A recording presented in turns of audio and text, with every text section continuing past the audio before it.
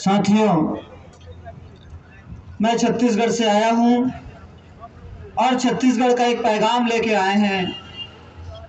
यहाँ पर मंच पर उपस्थित मेरे समस्त आदरणीय लड़ाकू साथीगण, मंच के सामने उपस्थित समस्त आंदोलनकारी और किसानों के और आम जनता के हक के लिए लड़ाई में अपने कुर्बानी दिए हुए, शहादत दिए हुए तमाम किसान वीरों को मैं इस मंच से नमन करता हूं। आज जिस तरह से आज हम यहाँ बैठे हैं, छत्तीसगढ़ का एक जत्था 10 तारीख से यहाँ आई हुई है, जो कि एफसी के आगे रुकी हुई है, और वहाँ के भी छत्तीसगढ़ में रहने वाले जो सिख समाज के जो लोग हैं, उनके द्वारा आकर यहाँ लंगर लगाए गए हैं। उस लंगर के साथ हम रुके हैं और आपके हमारे सब इस आंदोलन के माध्यम से ये जो फांसीवादी नरेंद्र मोदी की जो तानाशाह जो सरकार है, उसको हम यहाँ चुनौती देने आए हैं। साथियों,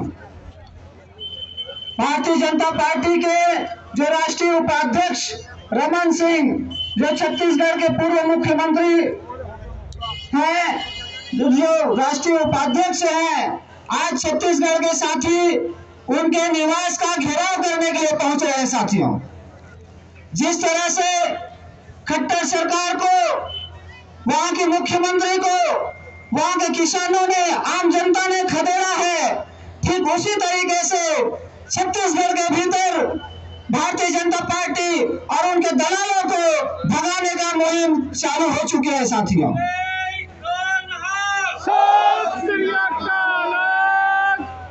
जब से ये कानून अध्यादेश के रूप में आया हुआ था, उस समय से ही जो 5 जून को लाया गया, 6 जून से छत्तीसगढ़ के भीतर इस अध्यादेश और कानून के खिलाफ एक अभियान हम लोगों ने चलाया था।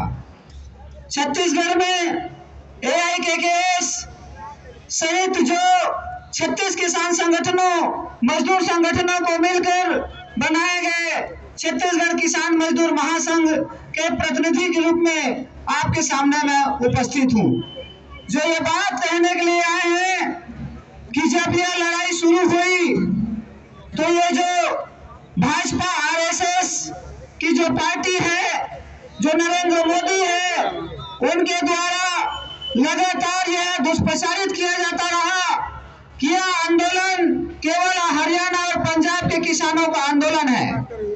लेकिन छत्तीसगढ़ के जो किसान हैं, जो मजदूर हैं, यहाँ आके उनको ये चुनौती दे रहा है कि ये बात भूल जाओ, हमारे हरियाणा और पंजाब के किसानों ने जरूर दिशा दिखाई है, जरूर एक आंदोलन का रास्ता दिखाया है, लेकिन यह लड़ाई अब केवल उनकी लड़ाई नहीं रह गई है।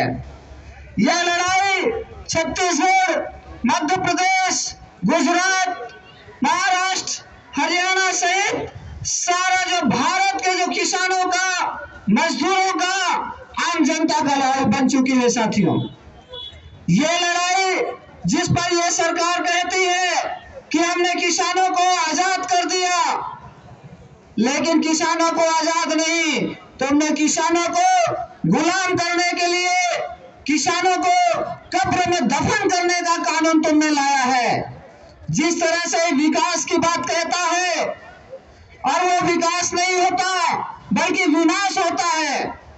जिस तरह से ये अच्छे दिन का बात किया, अच्छे दिन ये अडानी अंबानी के लिए हो गया, लेकिन हमारे आम जनता के लिए जो उन्होंने नोटबंदी किया, GST लागू किया, और ये कोरोना के आड़ में पूरे देश की संपत्ति को बेचने का जो मुहिम इन्होंने जो शुरू किया, ये हमारे बुरे दिन, इससे बुरा दिन हमारा और कहीं नहीं था। साथियों, इस बुरे दिन के खिलाफ जो इन्होंने हमें सपना दिखाया था, बहुत हो गई महंगाई की मार, अब की बार मोदी सरकार, बहुत हो गई भ्रष्टाचार, अब की बार मोदी सरकार, ऐसा कह के उन्होंने जो हमें सपना बेचा था, ये सपना के सौदागर केवल अडानी अंबानी जैसे बड़े कॉर्पोरेट घरानों के व्यापारी निकले।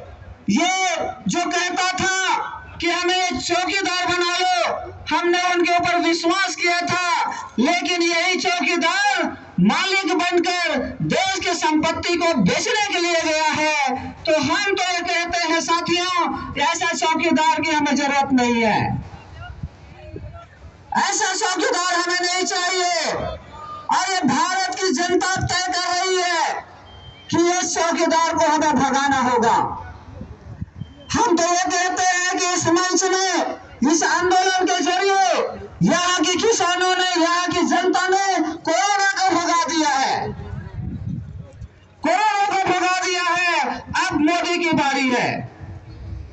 इसकी जिस तरह से जो कानून, जो उन्होंने जो बात कहा, हम उनसे सवाल करते हैं। छत्तीसगढ़ के भीतर भारतीय जनता पार्टी के जो सांसद हैं, उनसे हमने सवाल करने गया था।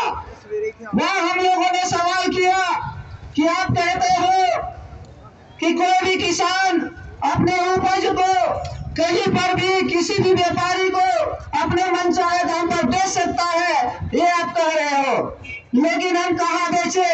ऐसा कौन सा आपका प्रतिनिधि है जो हमारे दाम पर हमारी उपज को खरीदेगा? ये आप कहीं खड़ा करके बताओ। उनके मुंह बंद हैं, ताले लगे हुए हैं। वो कहता है ठेका खेती, किसान अपना करार कर सकता है, अपने उपज का फसल बोने से पहले करार कर सकता है। तो साथियों, हमने गुजरात का वो हालत भी देखे, जो चिप्स कंपनी के साथ आलू की खेती करने वाले किसानों का जो करार हुआ था, उन 3 किसानों के ऊपर 1 करोड़ की जुर्माना कोर्ट के माध्यम से कंपनी ने भेजा था। ये हमने देखा है। अभी ये कानून लागू होने के बाद मध्य प्रदेश के होशंगाबाद में एक कंपनी आती है, 70 लाख रुपए का वो उपज खरीद लेता है और वो फरार हो जाता है। इसके बारे में उनके सामने कुछ नहीं है साथियों। ये जो आवश्यक वस्तु अधिनियम में यह बात थी कि जो कोई भी व्यापारी कितना भी बड़ा क्यों ना हो जाए, वो अपना हमारे जो आवश्यक वस्तु है, अनाज है, दाल, प्याज है, तेल है, इसको स्टॉक करने का, भंडारण करने का उनको एक सीमित अधिकार था। लेकिन ये सीमित अधिकार से ज्यादा जो भंडारण करते थे, ज्यादा जमाखोरी करते थे, तो वो कानूनी प्रावधान में काला बाजारी कहलाता था, मुनाफाखोरी कहलाता था। ऐसे काला बाजारी और मुनाफाखोरी करने वालों के लिए इन्होंने पूरा एक कानूनी रूप दे दिया है कि आप मन चाहे जितना भी आप भंडारण करो। और हम सबको मालूम है, जब हम किसानों के पास उपज होती है तो हम उसे ज्यादा दिन तक नहीं रह सकते, उनको हम बेचते हैं। तो ऐसे परिस्थिति में ये जो बड़े बड़े जो कॉर्पोरेट हैं, कॉर्पोरेट व्यापारी हैं, वो हमारे माल को कब्जा करके, भंडारण करके, हम उसी माल को हम जब उपभोक्ता है तो उपभोक्ता को अपने मनचाहे मनमाने दाम पर वो बेचने का एक साजिश किया है दोस्तों। तो ऐसे एक परिस्थितियों में जिस तरह से पंजाब हरियाणा के किसानों ने जो जागरूकता का परिचय दिया, केवल वो एक राज्य और 2 राज्य को जागरूकता का परिचय नहीं दिया है, बल्कि भारत के पूरे राज्यों के किसानों को, मजदूरों को, आम उपभोक्ताओं को उनके अधिकारों के लिए, उनके हक पाने के लिए वो जागरूक किए हैं। ये लड़ाई जारी है। और हम कल देख रहे थे, जिसे हम न्याय का मंदिर कहते हैं, न्याय के मंदिर से एक बात आई कि उन्होंने सरकार को फटकार किया, मोदी को फटकारा और ये कहता है कि अगर कानून पर तुम रोक नहीं लगाओगे तो हम रोक लगाएंगे। सवाल यहाँ पर कानून पर रोक लगाने की बात नहीं है, कानून को खत्म करने की बात है। अगर यही सुप्रीम कोर्ट आज जो बात होती है तो हम तो उनसे यही उम्मीद कर रहे हैं कि आप कानून पर रोक लगाने की बात नहीं, कानून को खत्म करने की बात करिए। हम कानून को खत्म करना चाहते हैं क्योंकि ये कानून किए थे उनसे कि जब 2014 में आपने कहा था कि जब केंद्र में भारतीय जनता पार्टी की सरकार बनेगी तो भारतीय जनता पार्टी की सरकार स्वामीनाथन आयोग की सिफारिशों को लागू करते हुए उनके सीटू फार्मूला के आधार पर किसानों को उनके उपज का 1.5 गुना समर्थन मूल्य देगा।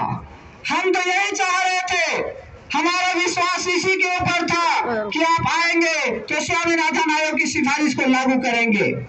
हमें ये भी मालूम है कि मंडियों में व्यवस्थाएं ऐसा नहीं कर पाए हो, वो आपकी सरकारी कमजोरी है कि वहां पर किसानों को उनके उपज का न्यूनतम समर्थन मूल्य नहीं मिल पाता है।